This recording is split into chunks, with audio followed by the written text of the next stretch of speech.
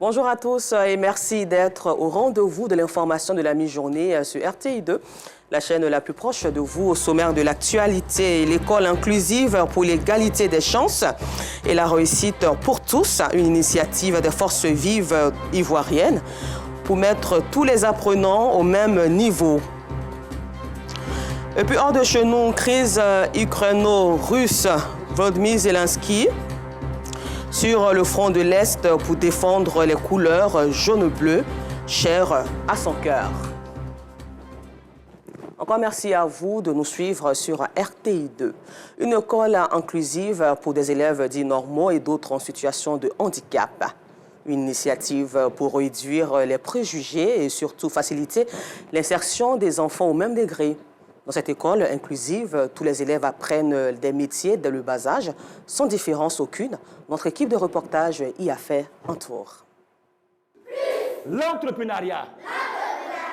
Samuel Oba est fondateur du Centre national de théâtre et du cinéma chrétien. Il a sous sa coupole de jeunes enfants. Mais dans cette école primaire à Yopougon-Songon, il aide les élèves à s'exprimer et à dompter leur peur par l'art oratoire, même si à la base, ces élèves sont soumis aux règles du système éducatif ivoirien. Plus. Avoir un métier.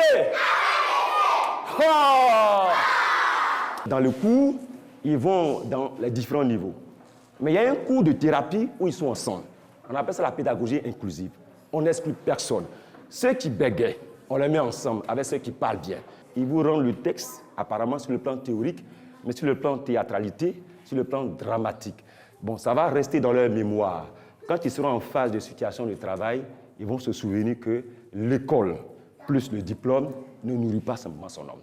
Tous dans la même salle de classe, pour ce cours, ces élèves du CP1 au CM2 s'expriment sans complexe. Le système inclusif mis en place par Oba aide les tout petits, même les plus timides. Que ce qu'ils sont là, ça me plaît. Parce que quand on est ensemble, ils arrivent à parler. Il est épaulé dans sa tâche par des enseignants qu'il forme pour faire le suivi des apprenants, mais aussi pour être performant dans la pédagogie. L'enfant est en train de lire, on peut donner un cours, pendant qu'il est en train de parler, il oublie. Et la maîtresse ne sait pas frapper l'enfant. Or, l'enfant est dans un cas de mutisme. Peut-être qu'à la maison, il y a eu un choc. Et ce qui fait que quand il arrive en classe, il ne peut pas parler. Donc, on les prépare. On leur dit, soyez patient envers l'enfant. Et quand le système éducatif est bien ficelé, apprendre devient plus simple pour ces élèves. Ils se lâchent avec l'art oratoire. À preuve, le rendu d'une strophe de Bernard Blindadier. Dans cette autre école primaire, toujours dans la commune de Yopougon, ces écoliers apprennent des métiers dès le bas âge. Tous les vendredis après-midi, certains dits normaux et d'autres en situation de handicap ont le choix entre plusieurs métiers. Dans cette classe, c'est le cours du tricotage. On commence par faire les émails. Après, quand il a fini de faire les émails, en les coulant, il a pris le fil violet. Il a fait aussi. C'est ça a donné. Ils font les émails, comment il faut faire les sacs, comment il faut faire les chaussons, comment il faut faire les tricots, comment il faut commencer et tout. C'est pour plus tard, eux-mêmes, ils pourront un jour apprendre beaucoup de choses et à faire beaucoup de merveilles aussi. Dans la salle à côté, les jeunes élèves apprennent à jouer des instruments de musique. Ici, c'est Samuel Oba qui dirige. Ses faits et gestes sont repris par les enfants.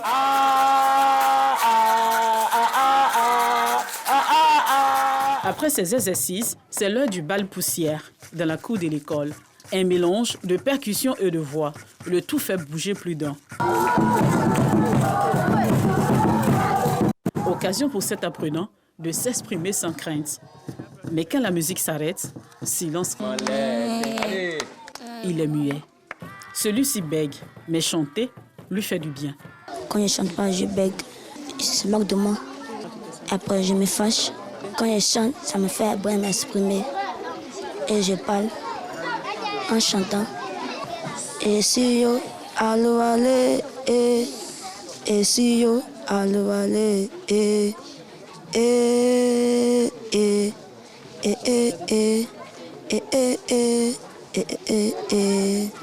Ces enfants en situation de handicap sont nombreux à apprendre avec les autres. C'est le système inclusif. Dans cette ambiance, personne ne remarque leurs difficultés. Personne n'est négligé. Il y a des enfants qui viennent avec des handicaps. Il y en a plusieurs ici. Il y a des enfants qui sont venus avec des cas de mutisme. Ça veut dire que l'enfant a été certainement brimé. Donc l'enfant a perdu l'usage de la parole. Et quand il a perdu l'usage de la parole, nous faisons ce qu'on appelle une thérapie sur 6 mois. On lui donne des cours de respiration. Il y a des enfants qui viennent avec des cas de bégaiement. Ça peut être aussi des cas d'infimoteurs cérébraux physiques. Donc l'enfant vient avec la main comme ça. Il n'a pas été accepté peut-être dans une autre école, mais chez nous, quand il vient, on l'accepte, on le met dans la classe. Donc du coup, il grandit avec ses amis, avec son handicap, il est socialisé. L'art oratoire, le chant, la danse ou l'initiation au métier dès le bas âge. Ces exercices particuliers mis en place par Samuel Loba sont un moyen pour sortir ces enfants de leur univers, mais surtout de surmonter les préjugés et leur permettre de profiter de la vie telle qu'elle s'offre à eux.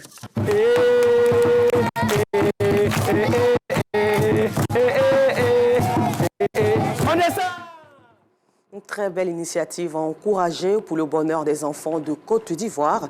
C'est un reportage de Bintou Pekele que vous pouvez revoir sur RTI Info.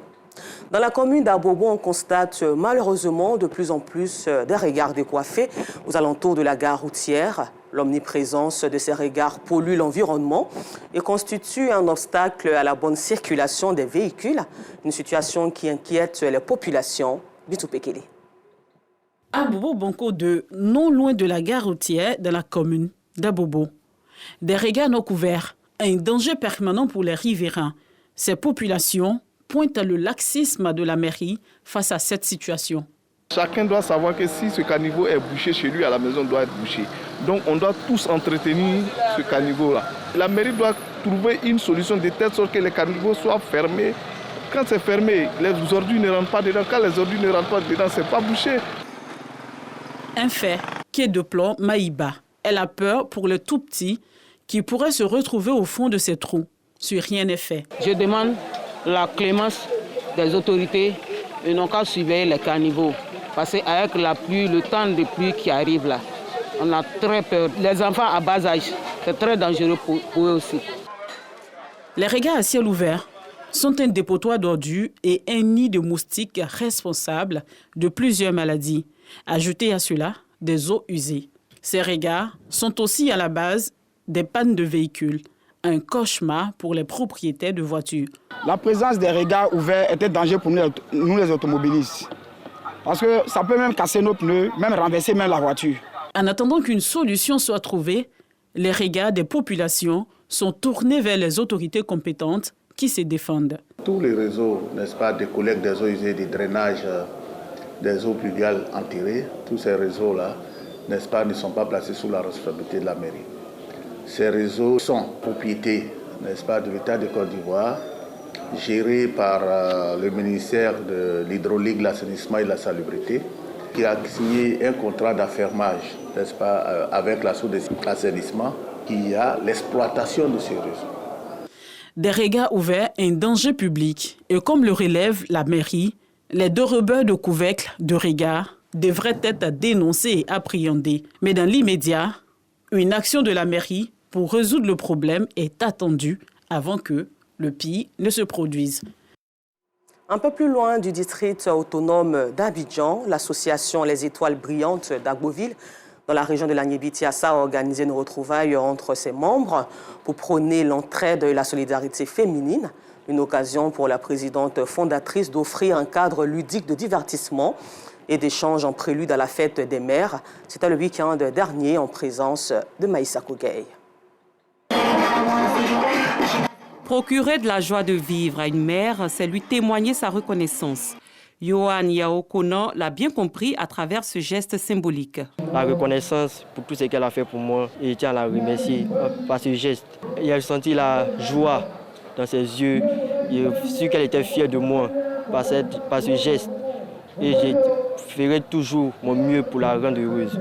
Kumba Diakite est enchanté par toute cette attention que lui témoigne son fils Yohan. Je ne m'attendais pas à ça.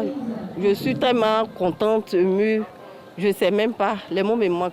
Ce geste-là montre qu'il est reconnaissant que demain, je peux compter sur lui. En prélude à la célébration officielle de la fête des mères, l'association Les Étoiles Brillantes d'Agboville a organisé une rencontre entre ses membres pour prôner l'entraide et la solidarité féminine. Chaque jour, on doit célébrer les mères pour leur dire de ne pas baisser les bras, d'être forte. Et parce qu'en tant qu'une maman, il faut voir très loin. En tant qu'une femme battante, j'ai suivi plein d'étapes pour arriver où je suis. Aujourd'hui, je suis une fondatrice pour les orphelins et je suis une opératrice économique.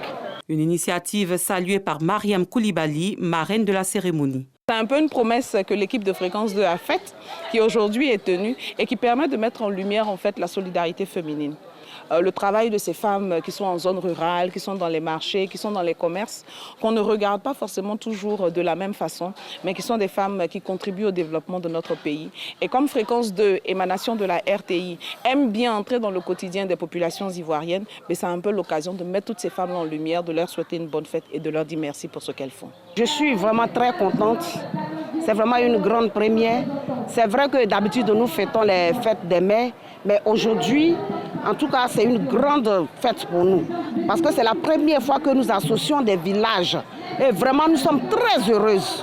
Occasion pour Rémi Koumou Hachi, représentant du ministre Pierre Demba, d'exhorter les femmes à la culture du rassemblement et du travail bien fait. Nous sommes venus au nom du ministre Pierre Demba pour encourager nos mamans au travail. L'émergence et l'épanouissement des femmes, comme de toute l'humanité d'ailleurs, commence par le rassemblement. Depuis sa création, l'association Les Étoiles Brillantes d'Agboville œuvre pour l'autonomisation de la femme. Elles ont reçu des dons de la fondatrice de l'association lors de cette cérémonie festive. À Agnibilekro, cette fois-ci, les populations du village de Monzoukro ont célébré dans la joie l'intronisation de leur tout premier chef. La cérémonie s'est déroulée en présence du préfet départemental, des rois et chefs coutumiers de la localité. Les maîtres mots du nouveau chef sont la réconciliation et le développement. Justin Kwasi y était pour RTI 2. La place publique des Monzoukro, village situé dans le département d'Agnibilekro, est bondée de monde. Nous sommes à l'intronisation du tout premier chef du village, Nana Assandé Ier. Fils et filles du village, chefs coutumiers, rois et autorités de la localité n'ont pas voulu se faire compter ce moment historique.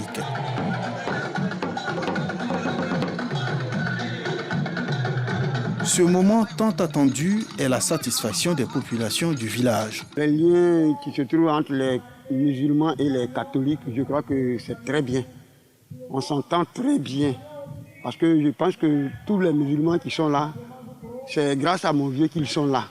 Donc entre eux et nous, il n'y a pas de problème. Quand il sera intronisé, donc qu'il prend le village en main, musulmans comme chrétiens, pas de distinction.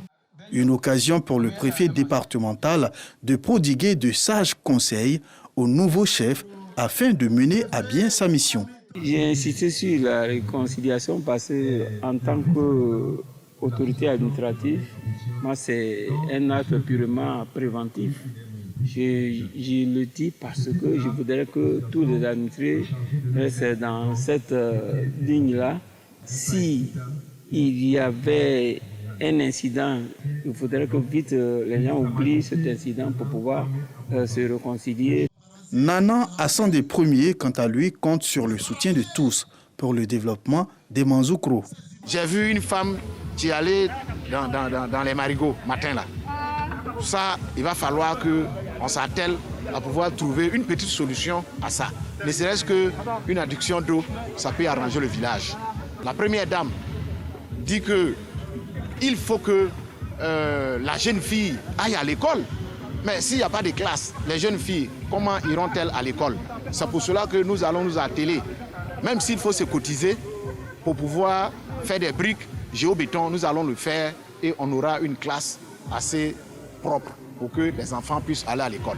Les populations des Monzoukro, village cosmopolite, entendent s'unir autour de leur nouveau chef afin de construire une cité de paix telle que prônée par le président de la République. Pour terminer, cruise ukraino-russe, le président ukrainien Volodymyr Zelensky s'est rendu ce mardi 23 mai sur la ligne de front dans la région de Donetsk.